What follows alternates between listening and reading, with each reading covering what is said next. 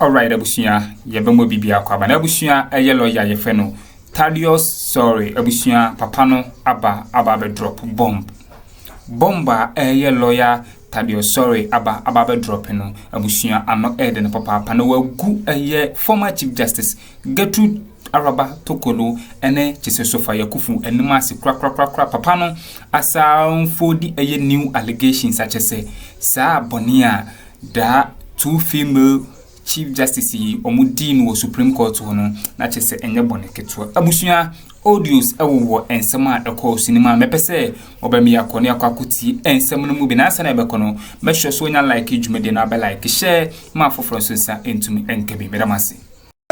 I don't know how many years I've been putting pressure on you to come to the show, and I don't even want to know why you finally decided to come, but I'm glad. You intimidated me. I intimidated you? Yes, because after so many years of my being your lawyer first and your friend, you've always asked when I will come. And try as I did to resist, you were very persistent. And I think you provoked me, and I just decided that I'll come. And I now could not, when I was sober, retract what I had said I would do. So I think maybe it's the right time to do it. Yeah. And of course, folks, I didn't mention he is my lawyer, and I will tell you how he became my lawyer, and a very interesting case that I haven't spoken about on air since I've been on TV, but we'll get to that. But Thaddeus, welcome one more time to the show, man. Thank you. You know, people, thanks for having me. Yeah, people have said, hey, Thaddeus, that's the next Chikata. Have you heard people say that? Once in a while, I've heard people say that, but I don't know what they've seen. And these are not people who are lawyers, so maybe they don't know Chikata. Because if you know Chikata, you can't be possibly in your wildest dreams be saying really that's the next, because I will not be, I can't, that's a legend. I'm not very close to that, and I don't see myself getting to his level. We all still learn from him. He's a legend by all standards. You can't take that away from him. Yes, not just by his training, but his experiences. When I sit with him and he's talking to me about his experiences as a student and as a lawyer, it is not something I can be able to match halfway in my life. I don't see that happen. Wow. Yeah. So those who are saying that are not lawyers. They are non-lawyers, and no lawyer will say that. I'm not too sure that any lawyer will say that, because that's not a feat. You imagine yourself. But how does it make you feel, though? Yeah, like the commoners, the non-lawyers will say you are the next. But how does it make you feel, though, for people to think of you that highly? I could be flattered by it, one, but I have also learned from the same Chikata, maybe not directly from him, but from his senior brother, what it takes to unmake people. To unmake them? Yes, because maybe I show some potential, but it's another thing to say I am the next If that gets into your head, you would begin to think you are on your way there, but I'm nowhere close. So I don't. That doesn't get into my head. It rather humbles me. One, and two, it makes me know how much work I need to do to at least get the acknowledgement of being compared, of people being hopeful that I can attain what he's attained in life. It flatters me, but it doesn't get into my head. That's all. Fantastic. Okay, so we move on. Yeah. It doesn't get to your head, but still, there was this recent case that you were on, and honestly, even though, you are my lawyer, but you don't have conversations on updates on what you're doing and what you're not, except when I saw you write some article. I remember when this whole CJ issue started, and I think there was a radio show, morning show, some radio show was talking about it, and they wrote some article to draw the attention of the radio show host to the fact that what had happened wasn't that new in our history or in our politics. So folks, for those of you who don't know what I'm rambling about, I'm talking specifically about the CJ being asked to step aside and the petition and all. how did you be involved in the petition? Okay, so the petitioner has been my client since the year 2008. So, and we've been in court on his matter since 2008. He's not a lawyer? He's not a lawyer at all. He's a well-known businessman. And because he's a businessman, he's been involved in a lot of cases in courts. So he pretty much understands court procedures, and he has his own expectations of what justice should look like or what the justice system should give to him. So we are in court until 2018 when the Supreme Court delivers a judgment in his favor. The issues are quite straightforward, not complicated. But since 2018, we've since been battling with the judgment of the Supreme Court, the final court of the land. Did you say was the decision in his favor? In his favor. So what were you battling? How to enjoy that very decision of the Supreme Court. Now, his opponent, and I don't want to go into the details, kept filing applications of a kind, of different kinds. And they were represented by arguably some of the greatest lawyers in this country. They didn't win those applications. Eventually, what they did was to come to the High Court to try and set aside the judgment of the Supreme Court, raising issues that the Supreme Court had pronounced on several times over.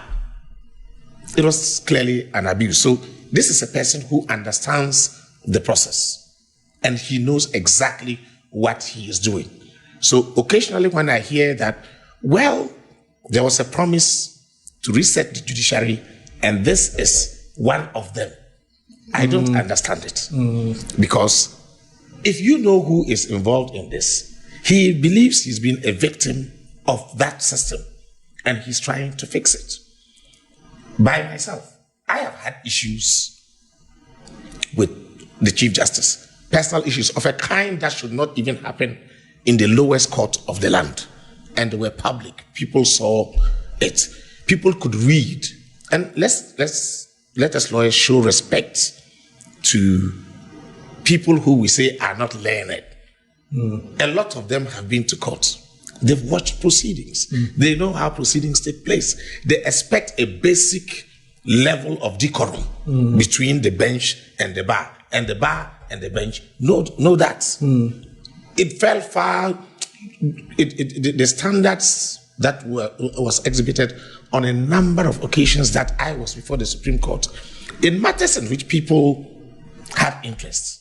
There were some group of people who thought this was not right at all. In terms of? The exchanges between us. Yeah. In fact, in one of the rulings of the courts, in which I raised an objection about the manner in which the Speaker of the Republic of Ghana was served, which was to be done in accordance with a protocol that was handed from the Chief Justice's office to the Speaker's office. I was overruled. I'm sorry. No, my lady, I've got it right. You can hear me very well. Yes, my lady. You appreciate the pickle we are in. Yes, my lady. You filed an affidavit on the 15th of... Please hold on. Don't interrupt me. Please. Oh, yes, my lady. Always wait for me to land. Yeah, I'm not going to say it. Your substantive application, affidavit before us, is dated the 2nd of April. Listen, let me land. If you had just waited to understand my words instead of rushing to justify yourself, you would have admitted that you didn't have a formal notice to object. It's not, I didn't have a problem with overruling me. I get that every day as a lawyer of my age and experience at the bar. But even the contents of the ruling did not sit well with the very protocol you had handed to the Speaker. So some of those things left people like me wondering that, remember that I was called to the bar by Justice Aban. And so between Justice Aban and to the removed Chief Justice, I've seen a number of them. and I have worked with a number of them. So, and I started practicing in the Supreme Court before that this removed Chief Justice became a Justice of the High Court. So she is my senior and I respect her and everything. I respect a lot of senior lawyers, but you can't be speaking to me about practice in the courtrooms, about justice, and assume that you are talking to a naive person. So that's what happened. That's what you felt. Yeah, absolutely. Like there was some disrespect. Apart from disrespect, it was not just rights. You could see an interested person getting into the arena of conflict, and that was not one of the grounds of the petition. But by myself, I thought she didn't handle her position right. Unfortunately for her, and maybe the stars turned in one particular direction, it's my client who was the petitioner. And again, way before this same client, that's how come I started to work with the great Chachu Chikata actively. He told me one day that, look, if after a judgment of the Supreme Court, you've gone to court several times over in the Supreme Court, maybe I need to enhance my legal team. So he called Chachu Chikata and said, well, I want you to join my legal team. And I was intimidated. I said, well, if you are bringing in Chachu Chikata, please. let me step aside. I'm out of here. So I go to meet up with my senior and tell him, look, I've been told you're coming to this matter. I'm handing over the brief to you. He said, what are you talking about? You're not going anywhere. You're not going anywhere. We're going to work on this together. So all of this was fortuitous. We didn't do anything according to any political agenda. This was our client way before you even became Chief Justice. And he genuinely has grievances. And that's how we came into it. I'm sorry, I'm literally taking over your show. No, please do. It's my show, but I'm going to listen to you. Yeah. So let me quickly find out. Yes. So what about what's in the petition? That's confidential, or that's? The Chief Justice herself, or the removed Chief Justice, has herself gone out there and put out some of the allegations to the public. Yeah. In any event, I'm speaking now at a time when the proceedings are no longer in camera. They are over. They were discussed before. They were discussed during. They were discussed after. I'm not going to add anything, and I won't change anything. In fact, if I'll answer any question, I'll make an assumption in her favor, and we'll take it from there. So, whatever you want to ask me about it, I'll tell you. Okay. Yeah. And obviously, you've had some kind of a tiff with her in terms of how she handled certain things, or handled you in the Supreme Court. Sure. Where is the legality? The legality lies in the fact that the motion paper invokes the jurisdiction of the court. And if there is an irregularity on the face of the motion paper, which I am pointing out as the foundation to which I am not accepting what he has found. No, hold on. Yes. Which motion paper? His motion for injunction. The man is not seeking. Hold on. Yes. Whenever I start, stop. Oh. Once there's an objection taken to it, you cannot overreach that objection with a proposal to amend. Hold on. So that's all I'm trying to call attention to. Stop there, Mr. Stop there. Yes, stop there. Yeah, something like that happened. Yes. Can somebody watching say, oh, then maybe Tad had something personal against her to begin with? So not really.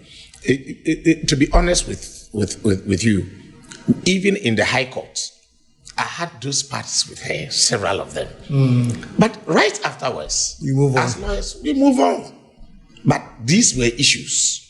I just drew your attention to it because of the fact that if anybody thought that I needed to be influenced or I needed to be motivated politically to do this, that doesn't even make sense. Because as a person, I had every reason not to be happy with her. And my client had reason not to be happy with her. So did we need the president to come and tell us that? And in fact, I'm sure that if the party in power wanted people to petition against the Chief Justice, they would have had them. I am told that even after the first 3 petitions were sent to the committee, several others followed. Several others followed. And petitions followed? Yes. And I will be interested in us getting to know what they were about. It will be important for us to know.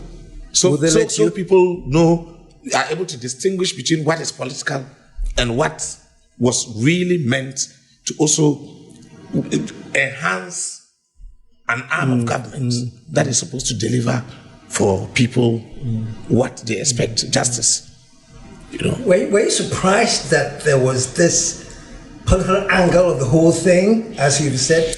Did that surprise you? Because even in the article that you wrote, you were sort of implying that, hey, this is the law. It's been on the books. Did that surprise you? It didn't. What surprised me were the kind of people who were speaking.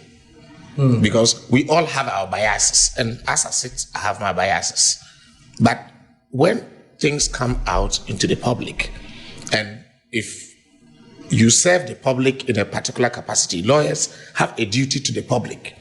You have to be discerning enough to know what to put out to the public as what the public should expect, or the standard they should expect of you as a professional, and what you are putting out there based on your personal proclivities.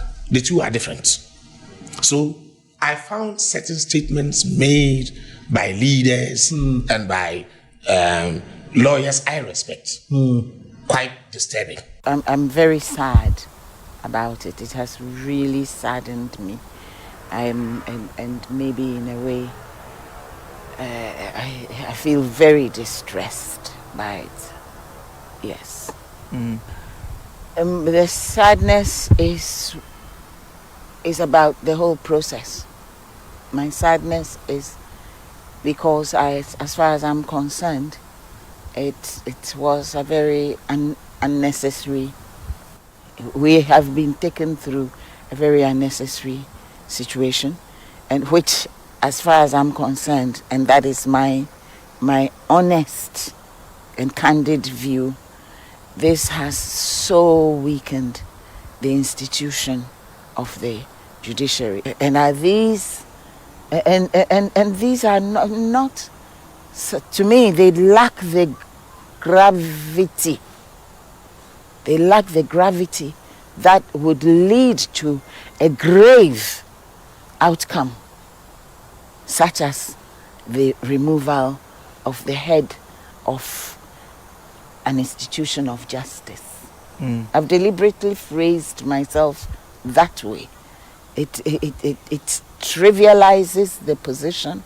I didn't think they were being honest in the manner in which they approach it. Could you give an example?